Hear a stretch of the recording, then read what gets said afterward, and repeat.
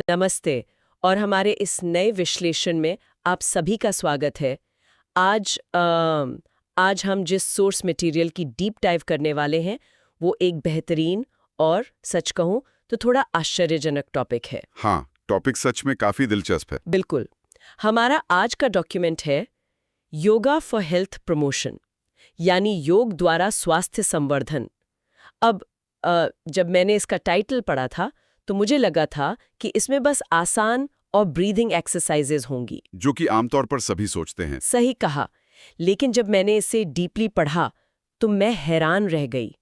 इस एक single document में हार्ट अटैक जैसी आपातकालीन स्थितियों से निपटने के मॉडर्न मेडिकल तरीके और प्राचीन योगिक विद्याएं दोनों एक साथ शामिल हैं। वो देखिए, यही इस मटेरियल की सबसे बड़ी खासियत है।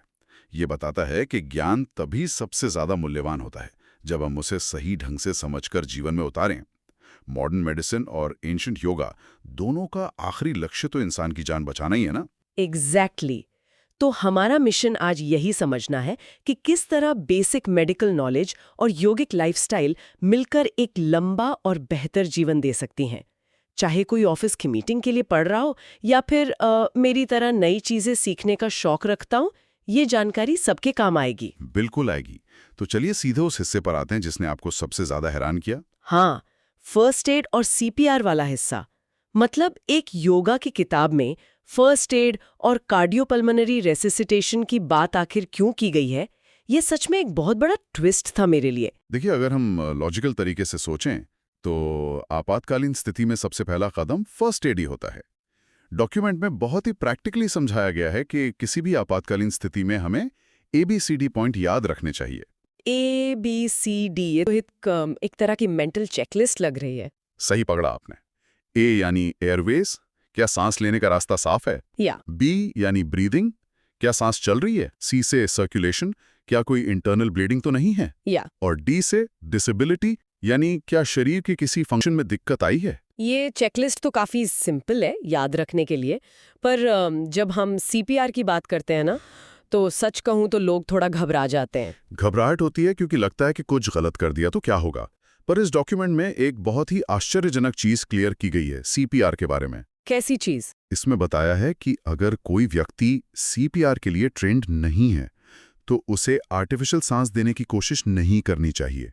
उसे सिर्फ हैंड्स ओनली CPR देना चाहिए, यानी बस चेस्ट कंप्रेशंस, लगभग हर मिनट 100 कंप्रेशंस। ओह अच्छा, मतलब सिर्फ छाते पर दबाव डालना है। ये तो उन लोगों के लिए बहुत बढ़िया है जिन्हें ट्रेनिंग नहीं मिली है। हाँ, और इसमें सबसे बड़ा ट्विस्ट ये है कि बड़ों और नवजात शिशुओं के लिए ये क्रम एकदम अलग होता है। वेट, अलग कैसे? मुझे तो लगा सीपीआर का एक ही यूनिवर्सल तरीका होता होगा। यही तो आम गलतफहमी है।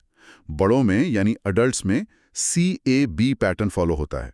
पहले कंप्रेशन, फिर एयरवे और फिर ब्रीदिंग। क्योंकि बड़ों में कार्डियक अरेस्ट आमतौर पर दिल की बीमारी की वजह से होता है। तो इसलिए पहले खून को पंप करना जरूरी है। सही। लेकिन नवजात शिशुओं में दिल रुकने की सबसे बड़ी वजह रेस्पिरेटरी प्रॉब्लम्स होती हैं। उन्हें सांस लेने में दिक्कत होती है, इसलिए उनके लिए क्रम ABC होता है। पहले एयरवे, फिर ब्रीदिंग और आखिर में कंप्रेशंस। ये डिटेल सच में जान बचा सकती है। और डॉक्यूमेंट में एक वार्निंग भी थी कि अगर दिमाग को ऑक्सीजन ना मिले तो 5 से 10 मिनट में मौत हो सकती है। हाँ, यही। ये पढ़कर तो रोंगटे खड़े हो गए थे मेरे।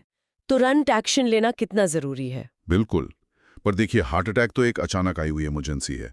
अब अगर हम इस मेडिकल आपातकालीन स्थिति से थोड़ा आगे बढ़ें तो रोजमर्रा की जिंदगी में एक और इमरजेंसी है जो चुपचाप चल रही है। मैं समझ रही हूँ आप किस तरफ इशारा कर रहे हैं। तनाव या स्ट्रेस, हमारा अदृश्य शत्रु। एग्जैक्ट वर्ड यूज किया आपने, अदृश्य शत्रु। पर डॉक्यूमेंट यहाँ एक और इंटरेस्टिंग पॉइंट उठाता है।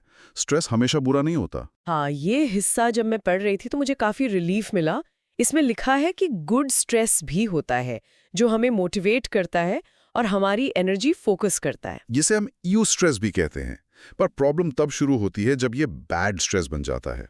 अगर हम इसको बिगर पिक्चर से कनेक्ट करें तो सवाल उठता है कि आखिर ये बैड स्ट्रेस हमारी बॉडी के साथ करता क्या है। और इसका जो साइंटिफिक कारण इसमें दिया गया है वो सच में डरावना है। बिल्कुल। जब स्ट्रेस क्रॉनिक हो जाता है यानी लंबा खिंचता है तो हमारा शरीर लगातार स्ट्रेस हार्मोन्स रिलीज करता रहता है। इसका सीधा असर हमारे रेस्पिरेटरी और कार्डियोवैस्कुलर सिस्टम्स पर पड़ता है। हार्ट बीट बढ़ जाती है, बीपी हाई रहता है। पर जो पॉइंट मुझे सबसे माइंड ब्लोइंग लगा वो ये था कि स्ट्रेस का टाइप 2 डायबिटीज से सीधा कनेक्शन है। हाँ, क्योंकि लोग आमतौर पर सोचते हैं कि डायबिटीज सिर्फ मीठा खाने से होता है। सही बात है, पर डॉक्यूमेंट समझाता है कि स्ट्रेस की वजह से हमारा लिवर एक्स्ट्रा ग्लूकोज छोड़ता है खून में।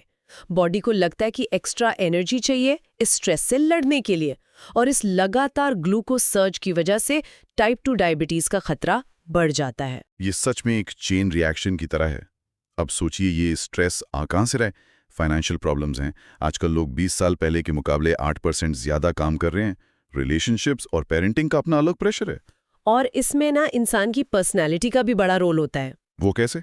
डॉक्यूमेंट कहता है कि जो लोग एक्सट्रोवर्ट्स होते हैं उनके पास बेटर सोशल रिसोर्सेज होते हैं, दोस्त होते हैं बात करने के लिए, इसलिए वो स्ट्रेस को नेचुरली बेहतर हैंडल कर लेते हैं। पर जो लोग परफेक्शनिस्ट्स होते हैं वो खुद पर ही बेवजह का लंबा स्ट्रेस डाल लेते हैं। ये बहुत सही ऑब्जर्वेशन है, और यही स्ट्रेस आगे चलकर आधुनिक जीवन शैली की बड़ी बीमारियों का रूप ले लेता है। यहाँ आकर डॉक्यूमेंट आखिरकार योगा को एज अ सोल्यूशन इंट्रोड्यूस करता है। हाँ, और इस सेक्शन में जो बीमारियों के तथ्य दिए हैं उन्होंने पुरानी धारणाओं को बिल्कुल तोड़ दिया। जैसे अगर मोटापे की बात करें तो ये सिर्फ ज्यादा खाने या कम एक्सरसाइज करने का नतीजा नहीं है। बिल्कुल नहीं, इसमें बॉडी के हार्मोन्स का बहुत बड़ा खेल है। लेप्टिन और ग्रेलिन नाम के 2 हार्मोन्स का इसमें खास जिक्र है, जो हमारी भूख को कंट्रोल करते हैं, जो दिमाग को बताते हैं कि कब पेट भर गया और कब और खाना है। सही पकड़ा।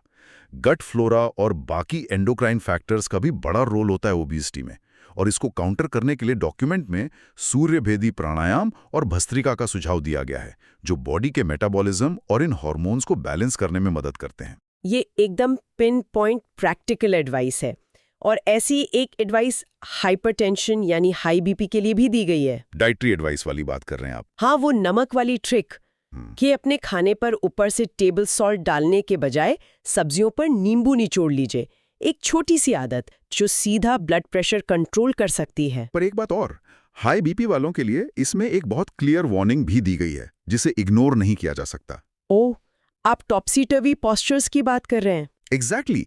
जिनका बीपी हाई रहता है उन्हें सिर के बल खड़े होने वाले आसन जैसे शीर्षासना से बिल्कुल बचना चाहिए, और हाइपरवेंटिलेशन वाली तेज ब्रीदिंग एक्सरसाइजेज भी नहीं करनी चाहिए, क्योंकि इससे स्ट्रोक का खतरा बढ़ सकता है। ये जानना बहुत जरूरी है, क्योंकि कई बार लोग बस वीडियो देखकर आसन कॉपी करने लगते हैं।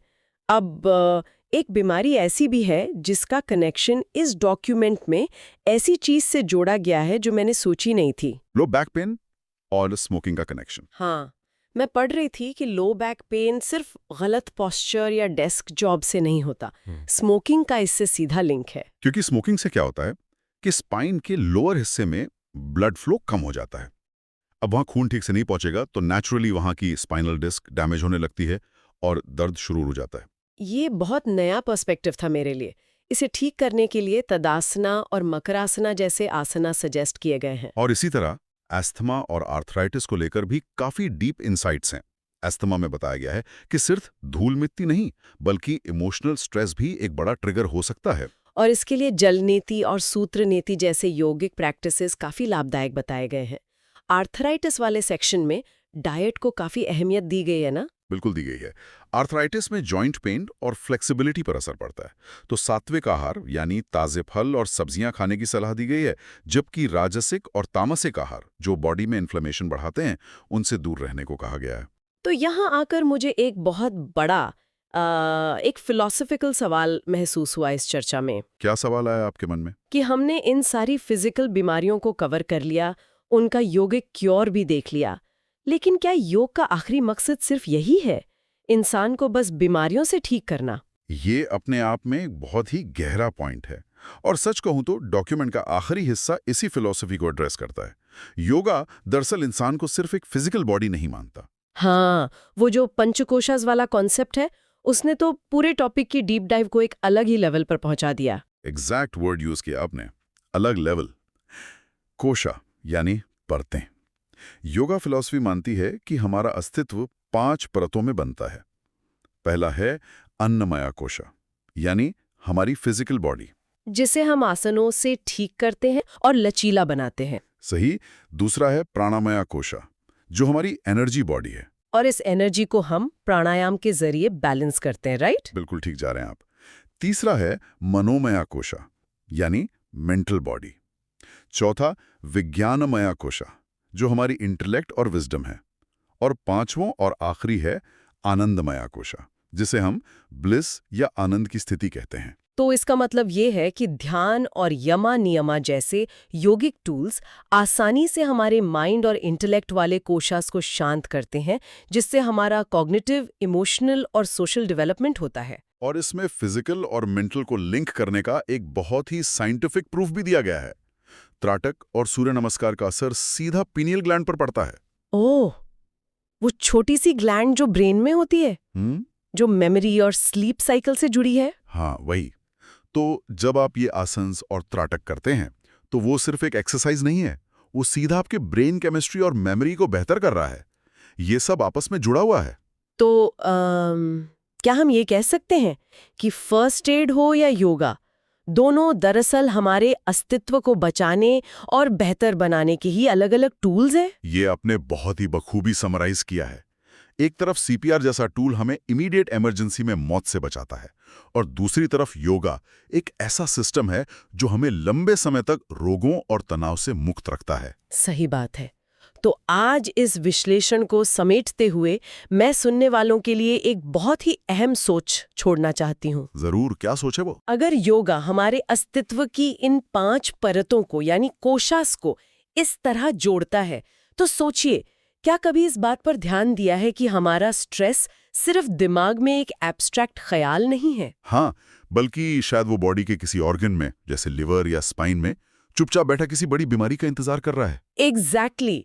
और क्या हम अपनी क्षमता का एक बड़ा हिस्सा सिर्फ इसलिए अनसुना कर रहे हैं क्योंकि हम पूरी लाइफ सिर्फ अपने फिजिकल बॉडी यानी उस अन्नमया कोशा को फिट रखने के पीछे भाग रहे हैं? जबकि बाकी के 4 कोशास भी उतना ही ध्यान मांगते हैं। ये सच में सोचने वाली बात है। हम बस यही चाहते हैं कि लोग इन बातों पर थोड़ा विचार करें। आज के इस गहरे विश्लेषण में हमारे साथ जुड़ने के लिए धन्यवाद। अपना ध्यान रखें, अपनी सारी परतों का ध्यान रखें।